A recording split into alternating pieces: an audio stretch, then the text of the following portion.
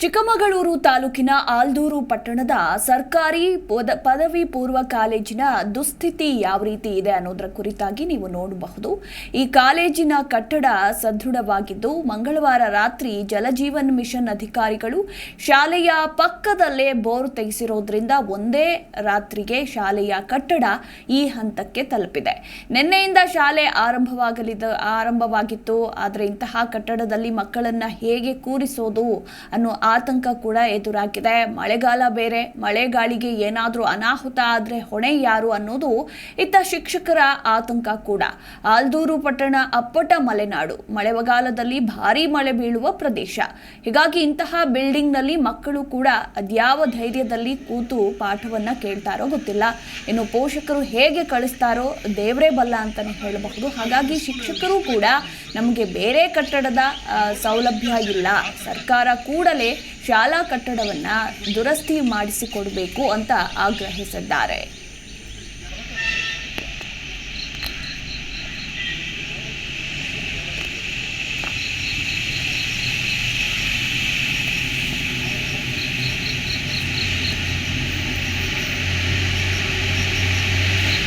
ತಾರೀಕು 28ರಂದು ರಾತ್ರಿ 10 ಗಂಟೆ ನಂತರ ಬಂದು ಏಕಾಏಕಿ ನಮ್ಮ ಶಾಲೆ ಮುಂದೆ, ಅದು ಗೇಟ್ ಮುಂದೆ ಬೋರಲ್ ಹೊಡೆದು JJM ಜಲಜೀವನ್ ಮಿಷನ್ರವರು ಏಕಾಏಕಿ ಯಾರದೇ ಅನುಮತಿ ಪಡೆಯದೆ ಬೋರಲನ್ನು ಮಾಡಿ ಅದು ಕೊಲಾಪ್ಸ್ ಆಗಿ ಅದರ ಪರಿಣಾಮ ಏನಾಗಿದೆ ಅಂತ ಹೇಳಿದ್ರೆ ನಮ್ಮ ಹೈಸ್ಕೂಲ್ನ 4 ಕೊಠಡಿಗಳು ಬಿರುಕು ಬಿಟ್ಟು ಮಕ್ಕಳನ್ನು ಕೂರಿಸೋದೇ ಭಯದ ವಾತಾವರಣ ಆಗಿದೆ. ಸಂಬಂಧಪಟ್ಟ ಅಧಿಕಾರಿಗಳನ್ನೆಲ್ಲ ನಾವು ಕರೆದು ಕೇಳಿದಾಗ ಅದಕ್ಕೆ ಸ್ಪಷ್ಟವಾಗಿ ಯಾರು ಉತ್ತರ ಕೊಡ್ತಿಲ್ಲ. ನಮಗೆ ಗೊತ್ತಿಲ್ಲ ಅಂತಿದ್ದಾರೆ. ಅವರು ನಮ್ಮ ಜಲಜೀವನ್ ಮಿಷನ್ನ AWE ಅವ್ರನ್ನ ಕರೆಸಿ ಕೇಳಿದ್ರೆ ನಮಗೆ ಗೊತ್ತಿಲ್ಲ, ಇದು ಬೋರಲ್ ಲಾರಿ ಅವ್ರ ತಾವು ಕೇಳಿ ಅಂತ ಹೇಳ್ತಿದ್ದಾರೆ. ಬೋರಲ್ ಲಾರಿ ಅವ್ರ ಕೈಲಿ ಕೇಳಿದ್ರೆ ನಮಗೆ ಗೊತ್ತಿಲ್ಲ, ಇದು ಪಂಚಾಯತಿ ಅವ್ರ ತಾವು ಕೇಳಿ ಅಂತ ಹೇಳ್ತಿದ್ದಾರೆ. ಸಂಬಂಧಪಟ್ಟ ಅಧಿಕಾರಿ PDO ಅವರೆಲ್ಲರೂ ನಾವು ವಿಚಾರಣೆ ಮಾಡಿ ಅವ್ರನ್ನ ಇಲ್ಲಿ ಕರೆಸಿ ಸ್ಥಳ ಪರಿಶೀಲನೆ ಮಾಡೋದು. ಯಾರು ಇದಕ್ಕೆ ಸ್ಪಂದಿಸ್ತಾ ಇಲ್ಲ, ಸರಿಯಾಗಿ ಯಾರು ನಮಗೆ ಕಂಪ್ಲೇಂಟ್ ಕೂಡ ನಾವು ಮಾಡೋದು. ಕಂಪ್ಲೇಂಟಲ್ಲಿ ಅವರು ನಮ್ಮ ಹೈಸ್ಕೂಲ್ ಪ್ರಿನ್ಸಿಪಾಲ್ರು ಕಂಪ್ಲೇಂಟ್ ಮಾಡಿದ ತಕ್ಷಣ ಆ ಕಂಪ್ಲೇಂಟಲ್ಲಿ ಏನು ಹೇಳ್ತಿದ್ದಾರೆ ಅಂತ ಹೇಳಿದ್ರೆ ನಾವು ಕರೆದು ವಿಚಾರಣೆ ಮಾಡ್ತೀವಿ ಅಂತ ಹೇಳ್ತಿದ್ದಾರೆ. ಇಷ್ಟುವರೆಗೆ ಯಾರು ಬಂದು ಇದ್ರ ಬಗ್ಗೆ ತಲೆ ಕೆಡಿಸ್ತಾ ಇಲ್ಲ. ಇದರೊಳಗೆ ಯಾವ ಥರ ಮಕ್ಕಳನ್ನ ಕೂರಿಸೋದು ಅಂತೇಳಿ ನಮಗೆ ಒಂದು ಭಯ ಆಗ್ತಾಯಿದೆ. ಅದು ಅಲ್ಲದೆ ಈ ಸತಿ ಒಳ್ಳೆ ರಿಸಲ್ಟ್ ತನ್ನ ನಮ್ಮ ಸ್ಕೂಲಿಗಿದ್ದು ಅಡ್ಮಿಷನ್ಗಳು ಜಾಸ್ತಿ ಆಗ್ತಾಯಿದೆ.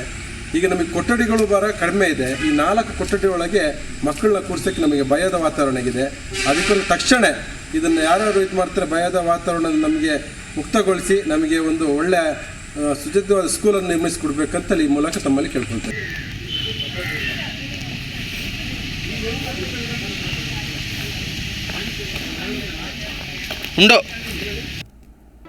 ಜಿ ಕನ್ನಡ ನ್ಯೂಸ್ ಈಗ ನಿಮ್ಮ ಮನೆಯಲ್ಲೇ ನೋಡಿ. ಎಲ್ಲ ಕೇಬಲ್ಗಳಲ್ಲಿ ಈಗ ಲಭ್ಯ.